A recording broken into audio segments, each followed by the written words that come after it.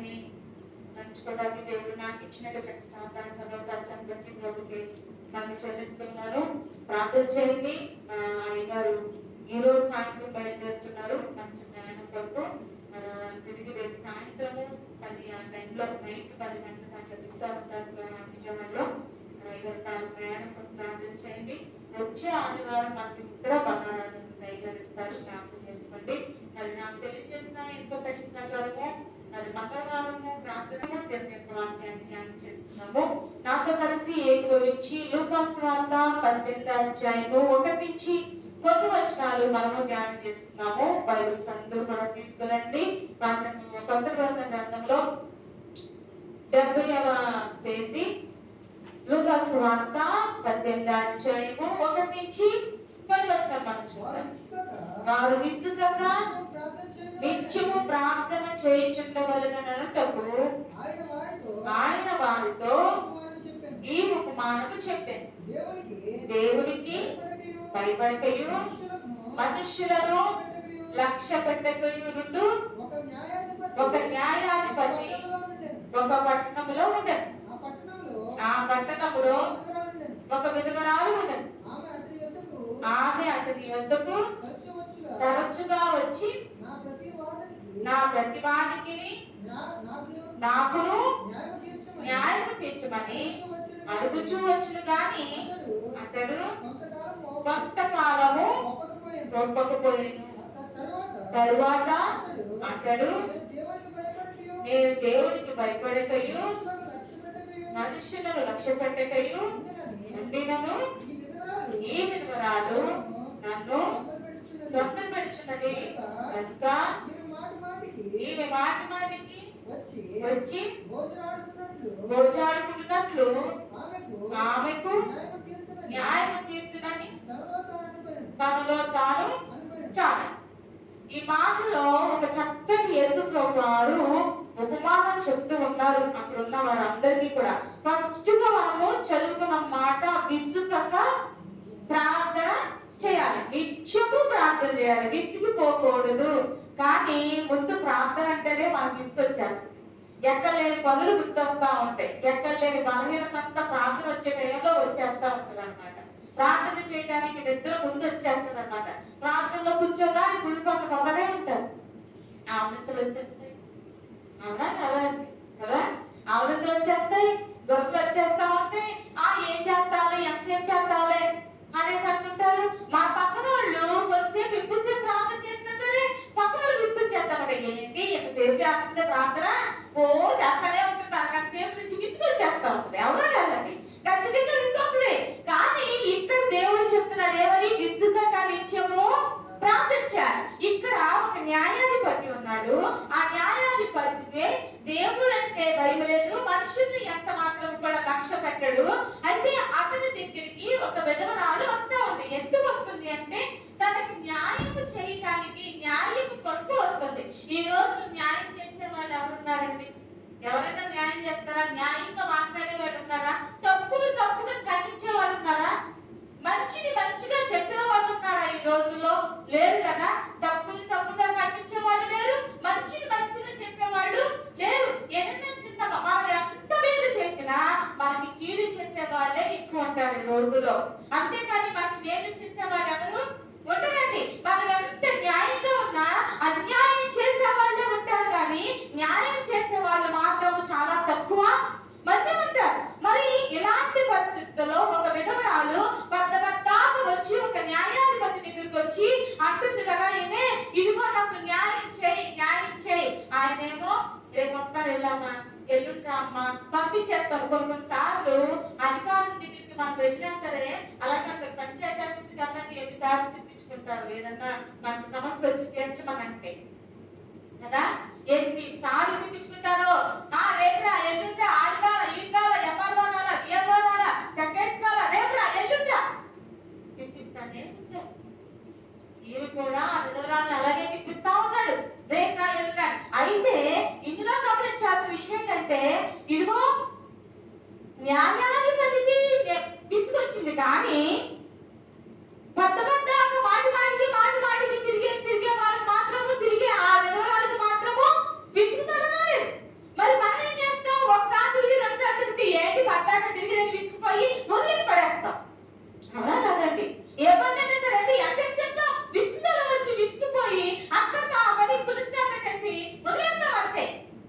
మరి ఒకటి గమనించండి, ఎంత ఇదిగా జరుగుతున్న పరిస్థితుల్లో ప్రార్థన చేసే విషయంలో మనం అలసిపోతామేమో కానీ, మన విసుగుపోతామేమో కానీ, మన ప్రార్థన ఆలకించడానికి దేవాది దేవునికి మాత్రం విసుగుతాడు. ఆయన విసుగుపోయేవాడు. దేవుడు ఎవరు? నీ ప్రార్థన విని విసుగుపోడు. మనమే విసుగుపోతాం, మన సాయాసాలు చేసుకుని విసుగుపోతా ఉంటాం. ఇదిగో దేవుడు కార్యం చేయకపోతే విసుగుపోతా ఉంటాం. అడిగిన దాన్ని ఎంతకాలం అడగాలని చెప్పి విసుగుపోతా ఉంటాం. ఇదిగో ఎన్నిసార్లు అడిగినా సరే నేను ప్రతిఫలమే దక్కలేదని చెప్పి ఇక్కడి నుంచి ఏడో చోట ప్లేస్ మార్చేస్తూ ఉంటాం. అన్ని మనమే చేస్తాం. కానీ దేవుడు న్యాయవంతుడండి, యథార్థవంతుడండి. ఆయన న్యాయం చేసేవాడు కాబట్టి ఆయన విసుగుపోడు. ఇదిగో మనందరూ ప్రార్థన చేస్తే మనకన్నా విసుకో దేవని చెప్పిన మాటని ఎన్నిసార్లు అడుగుతాం. ఎవరైనా పక్కన కూర్చొని మన ప్రార్థన వింటాం, ఆమె ఎప్పుడు ఇలాగ ప్రార్థన చేస్తుంది, ఆమె ఎప్పుడు అడిగితే అడుగుతుంది అంటారు కదండి సహజంగా. ఆమె ఎప్పుడు అడిగితే అడుగుద్ది, ఇదిగో చెప్పితే చెప్పుద్ది, ఎప్పుడు అదే ప్రార్థన. ఆ ప్రార్థన తప్పని ఇంకో ప్రార్థన చేయలేదు అంటారు. కానీ మనుష్యులు అలాగన్నా సరే దేవాతి దేవుడు నీ ప్రార్థన విషయంలో అలా అన్నాడు. నువ్వు ప్రార్థన చేయటం నేర్చుకుంటే, విసుగుపోక నువ్వు ప్రార్థన చేయటం నేర్చుకుంటే, నీ దేవుడు నీ ప్రార్థన బట్టి చెవి ఎత్తి ఆలకించేవాడు. నా కుమార్తె ఎన్నిసార్లు నన్ను అడుగుతుంది అని చెప్పి కౌంటింగ్ మీద కౌంటింగ్ చేసి ఆయన ఒక లెక్క రాస్తాడే తప్పనిచ్చి ఆయన మాత్రము విసుగుపోడు. ఇక్కడ న్యాయాధికారికి విసుకొచ్చింది కానీ మాటి మాటికి వచ్చే ఆమెకు మాత్రము విసుగు రాలేదు. కానీ మనకేంటి, మనం విసుగుపోతున్నాం. కానీ దేవాది దేవుడికి మాత్రము మన ప్రార్థన ఆలకించడానికి విసుగు బాధ ఎవరికి రావండి. మనిషి అన్న ప్రతి ఒక్కరికి కూడా వేదన బాధ ఉంటుంది. మనిషి అన్న వాడికి మనసు ఉంటుంది, మనసు ఉన్న వాడికి బాధ ఉంటుంది. ఆ బాధను ఎవరు తెలుస్తారు?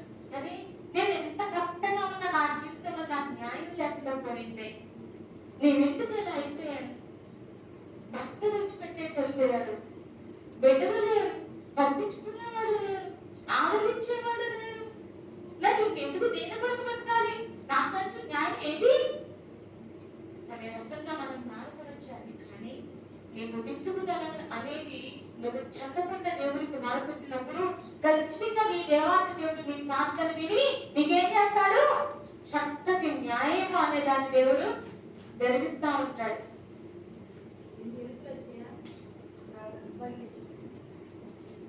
కీర్తన గ్రంథము 103వ కీర్తన 6వ వచనంలో ఒక మాట ఉంటుంది. దయచేసి శ్రద్ధగా ఒక మాట నాతో కలిసి ఏకీభవించి చదవండి. 103వ కీర్తన 6వ వచనం. యెహోవా నీతి క్రియలను జరిగించుచు బాధింపబడు వారందరికీ చూడండి, యెహోవా నీతి క్రియలను జరిగించి ఏం చేస్తాడంట? బాధపడు వారందరికీ కూడా ఏం చేస్తాడు? న్యాయాన్ని తీరుస్తూ ఉంటాడు. ఆయన న్యాయం తీసేవాడు కాబట్టి తన బిడ్డలు బాధపడుతూ ఉంటే ఆయన చూస్తూ ఊరుకోడండి. ఇదిగో నీవు బాధపడుతూ ఉంటే ఈ రోజున మనుషులు చూసి సంతోషించారు. అట్టాగే ఆపాలి, ఆయన అట్టాగే ఆపాలి, అలాగే బాధపడాలి, కుమిలి కుమిలి ఆపాలి, వాళ్ళకు ఉన్నది లేని అంతగా సర్వనాశనం అయిపోవాలని ఈ రోజులో శపించే వాళ్ళు ఉంటారు. మనం బాధపడుతూ ఉంటే మనం చూసి నవ్వే వాళ్ళు ఉంటారండి. మనల్ని ఓదార్చే వాళ్ళు చాలా తక్కువ ఉంటారు.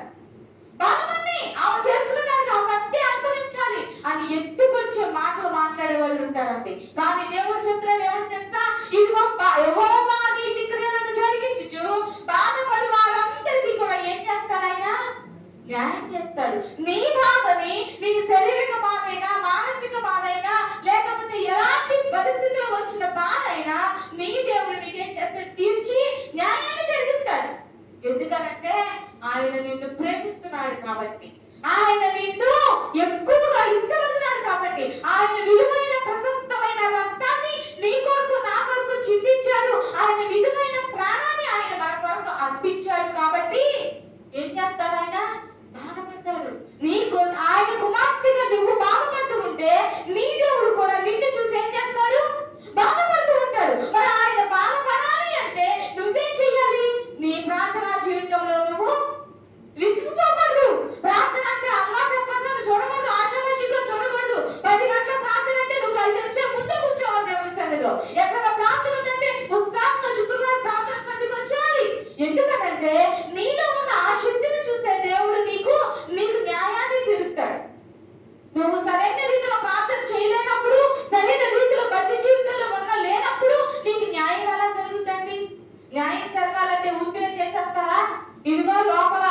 యొక్క లాయర్లు ఉంటారు, న్యాయవాదులు, లోపలేమో తెలసట్టి అంటారు, పైనేమో నలగొట్టేస్తారు. అంటే ఏంటి? నీతిని నిజాయితీని లోపల కప్పెట్టేస్తారు. ఇదిగో కోర్టులో చూసారు లేదో, న్యాయాధిపతి బొమ్మ ఉంటుంది, ఆ న్యాయ దేవత ఉంటుంది, ఆమెకేం చేస్తారు? నలకాలు గంటలు కట్టేస్తారు. ఎందుకు? న్యాయం వాదిస్తూ ఉంటే చూడకూడదని, ఆమె చూడకూడదని. ఈ రోజుల్లో ఎక్కడుంది? నీకు నాకు న్యాయం చేయడానికి దేవుడు సిద్ధంగా ఉన్నాడు. నీ బాధను అర్థం చేసుకొని నీకు న్యాయం చేయడానికి ఆయన సిద్ధంగా ఉన్నాడు. కానీ మనకు మాత్రమే ఆయాసపరిచేసుకుంటున్న మనసులను సరైన రీతిలో మన భారాన్ని దించుకోలేకపోతాం. సముద్ర తీర ప్రాంతంలో ఒక వ్యక్తి కూర్చొని ఆలోచిస్తా ఉన్నాడు. ఈ ఆలోచిస్తూ దగ్గర 2-3 గంటలు గడిచిపోయింది. ఇక రావలేదని చెప్పి తనలో జాబు చేస్తూ ఉన్నప్పుడు ఒక మేనేజరు వచ్చి ఆ వ్యక్తిని చూసి, ఇదిగో ఒక రాయిని, ఒక విలువైన రాయిని తీసుకొచ్చి చేతిలో పెట్టాడు. నువ్వు ఒక పని చేయి, నేను నీకు మేనేజర్ గా ఆపేస్తున్నా. నీకు ఏమని అంటే, ఎట్టి పరిస్థితుల్లోనూ ఈ రాయి నువ్వు కింద పెట్టకూడదు, ఈ రాయిని నువ్వు మట్టిలో పెట్టవద్దు, దీన్ని నువ్వు పట్టుకొని ఉండాలి. మళ్ళా నేను వచ్చేంత వరకు ఈ రాయి నువ్వేం చేయాలి? పట్టుకొని ఉండాలి, అంతే అని అన్నాడు. సరే, మరి మేనేజర్ చెప్పినప్పుడు పట్టువాడు వినాలి కదా. విన్నాడు. 1 గంట చూశాడు, రాలా. 2 గంటలు చూశాడు, రాలా. నిదానంగా ఈ యొక్క రాయి బరువు అయిపోయింది. కాళ్ళు పెడతాకలేదు, చేతులు పెడతాకలేదు, పక్కన పెడతాకలేదు. ఆ ఒళ్ళో పెట్టుకుని అట్టగే కూర్చొని ఉన్నాడు. ఆ బాధపడుతూ అట్టగే ఉన్నాడు. అయితే కొద్ది సమయం తర్వాత, ఒక 4-5 గంటల తర్వాత ఆ యొక్క మేనేజర్ వచ్చి, ఇదిగో ఆ రాయిని తీసి పక్కన పెట్టు అనగానే పక్కన పెట్టాడు. ఇప్పుడు ఎలా ఉంది అని అడిగాడు. ఇప్పుడు ఎలా ఉంది అంటే, ఎప్పుడెప్పుడు ఈ రాయిని తీసి పక్కన పెట్టేద్దామా, అంత బాధ కలిగిందండి నాకు.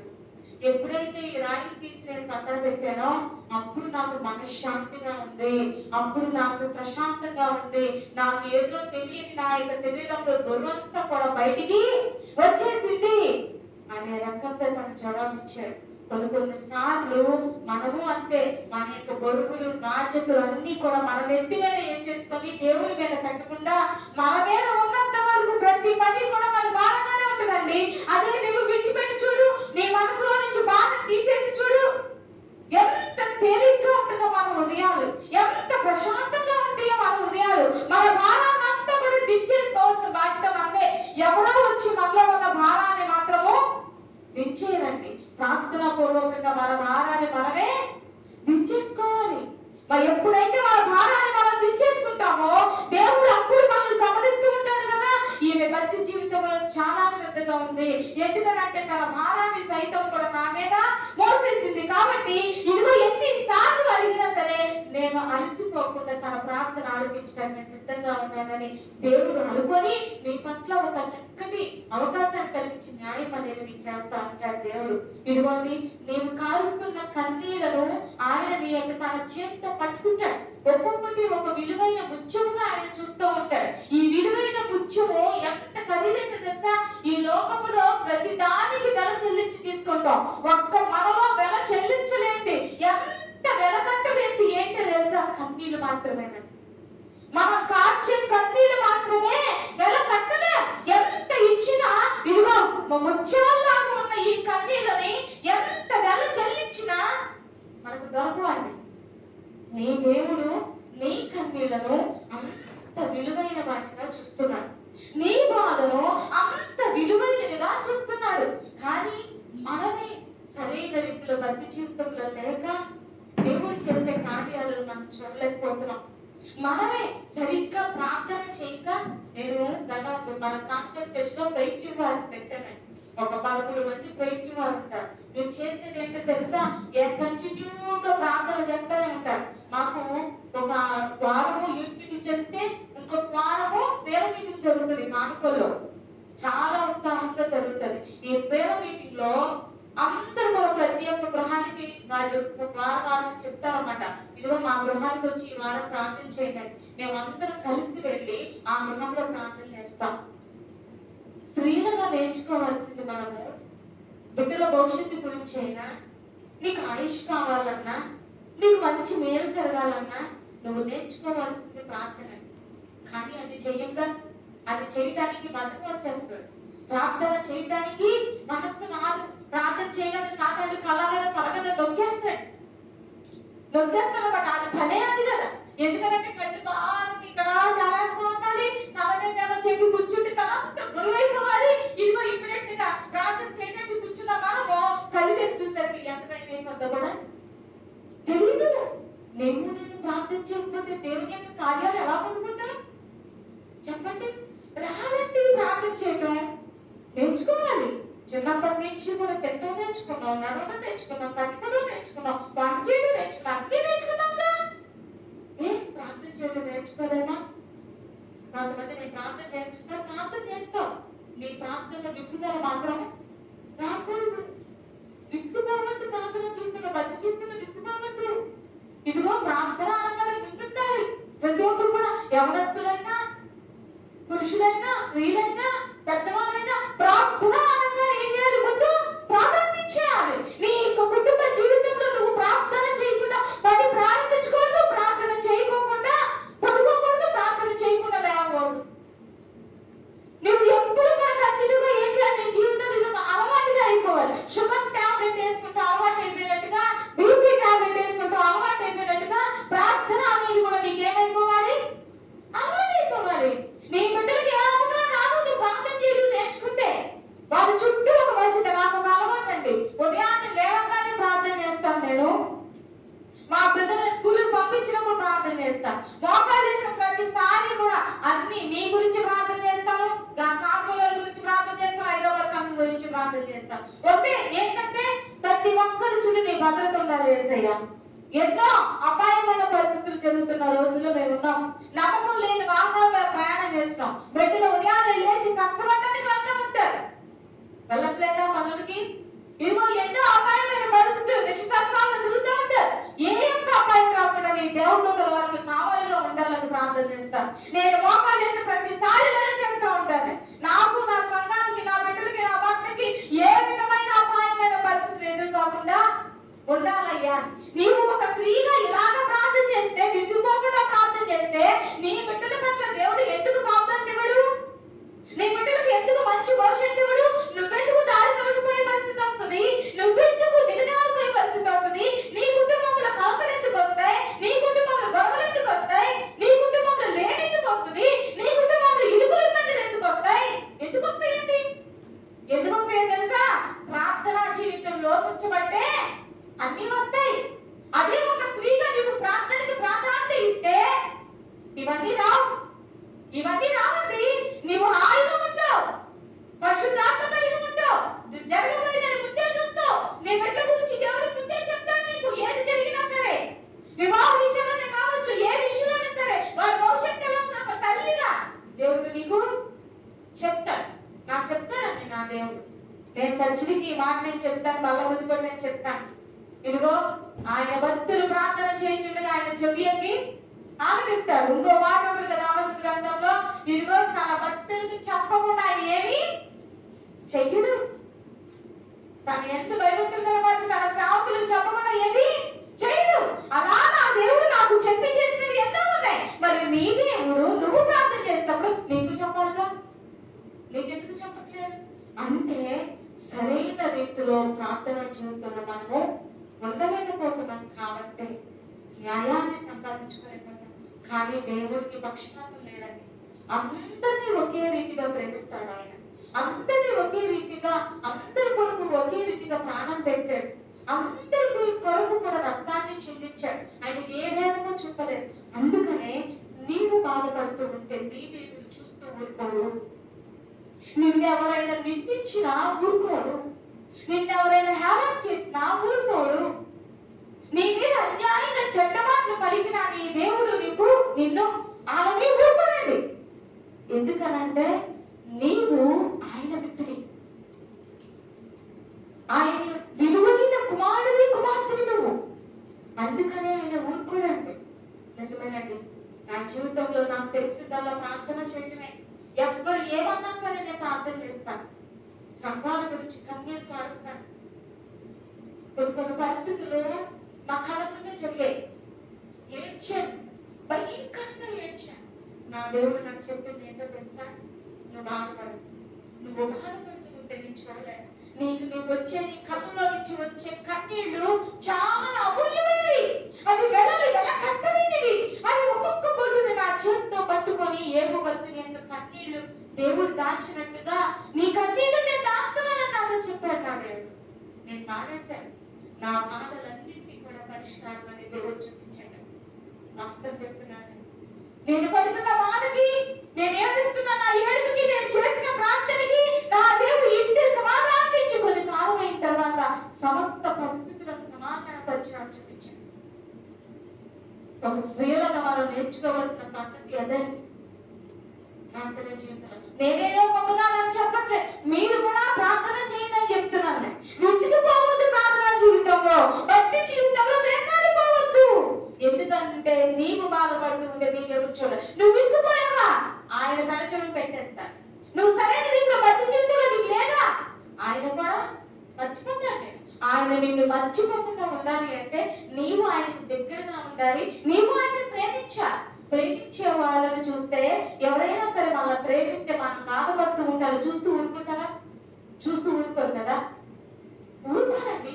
ఖచ్చితంగా మనల్ని ఎవరైనా ప్రేమిస్తే మన కళ్ళలో నుంచి కన్నీళ్ళు వస్తూ ఉంటే వాళ్ళు చూస్తూ ఊరుకోరు. ఎందుకంటే వాళ్ళు మనం ప్రేమిస్తున్నారు కాబట్టి. మరి దేవాది దేవుడు కూడా మనం ప్రేమిస్తున్నారు కాబట్టి మనం బాధపడుతూ ఉంటే ఆయన చూస్తూ ఊరుకోలేదు.